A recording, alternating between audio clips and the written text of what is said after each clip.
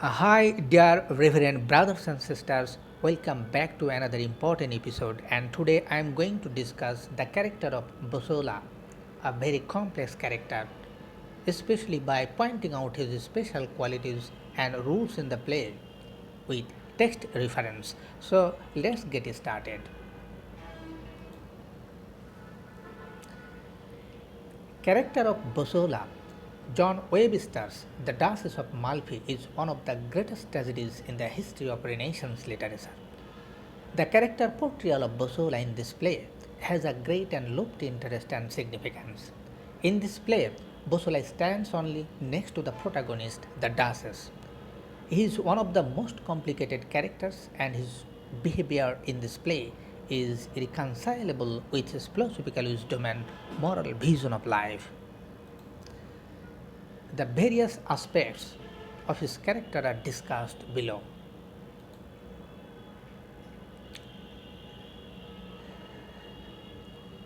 A complex character. The main interest of the character of Bosola arises from the strange discrepancy between the man he appears, the man he would be, and the man that unknown to himself he really is. Certainly, he combines in himself three roles. These are male content meditator. Bosola was known as a proud and painstaking scholar, and there is ample evidence of his intelligence in the play.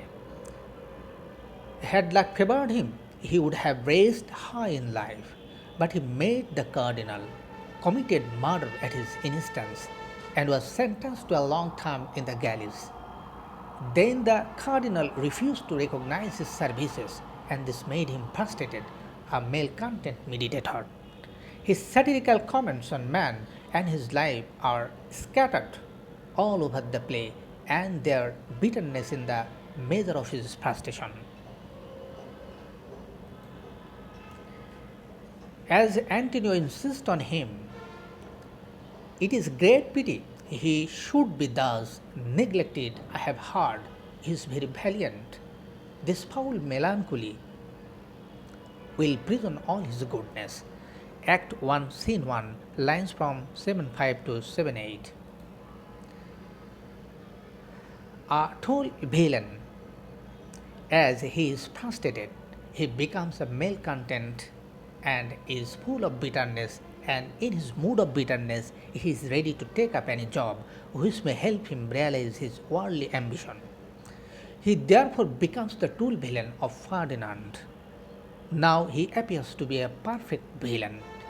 His role is that of the tool villain, and he works as the spy of Ferdinand. Nothing can be more dishonorable than the work of a spy, and he knows it well. He says a politician is the devil's quilted anvil. He fashions all sins on him, and the blows are never hard. He may work in a lady's chamber, as here for proof. Act 3, Scene 3, lines from 315 to 318. Not only does he send the secret information to Ferdinand, he betrays the secret of the Duchess, and he also superintends the cruel stenciling of the Duchess. Thus, he appears as a downright villain in the play. The avenger, essentially good, a victim of circumstance. The nature of a tool villain is not his real character. When Ferdinand offers him gold, Bosola knows very well that Ferdinand is bribing him to do something villainous. As he says, what flows never rained such showers as these without thunderbolts in the tail of them whose thought must I cut. Act 1, Scene 1, lines from 248 to 250. Still, he accepts the bribe and also the dishonorable job offered by Ferdinand. But he is not really a bad man. It is circumstances that compel him to become what he appears to be. He has suffered much from the roughness of life and acute poverty. and so cannot decline a tempting offer. But he has an element of goodness in him, and the voice of his conscience is not completely still. He does listen to this voice when he compares himself to the devil's anvil, but he forcibly suppresses this voice and continues in his career of villainy. Antonio rightly says, "You would look up to heaven, but I think the devil that rules in the air stands in your light." Act 2, Scene 1, lines from 99 to 100. It is really the tragedy of Bosola that he has prompting of good but cannot follow them.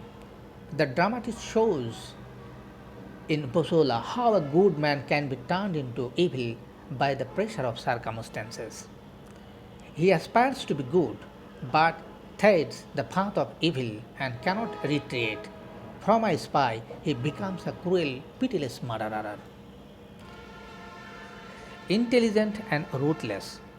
As a spy, he shows great intelligence as well as ruthlessness.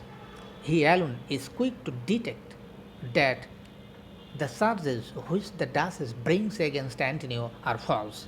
Frederick Allen says he is quick to detect dishonesty in others, cynically dishonest himself. Bosola accepts Ferdinand's gold and agrees, though reluctantly, to work as a spy and intelligencer. His victory in the contest of wits does not awaken his pity. On the contrary, he ruthlessly pursues his own purposes. A scholar. The role Bosola played was his undergraduate pose of a fantastical scholar at Padua. Speaking to Silvio Delio, thus describes Bosola: "I knew him in Padua, a fantastical scholar, like us who studied to know how many notes was in Hercules' club, etc." Act 3, Scene 3, lines from 4:1 to 4:2. Not a great tragic figure, despite the fact that Bosola turns an avenger in the end. He does not arouse our sympathy as does, says Macbeth in Shakespeare's play. Bosola desires nothing higher than a comfortable income and social recognition, but is unable even to attain this without selling himself. Moreover, his fate does not awaken in us that emotion of pity which great tragedies arouse. Symbolic significance of Bosola. Bosola assumes several disguises, each indicating different symbolic role.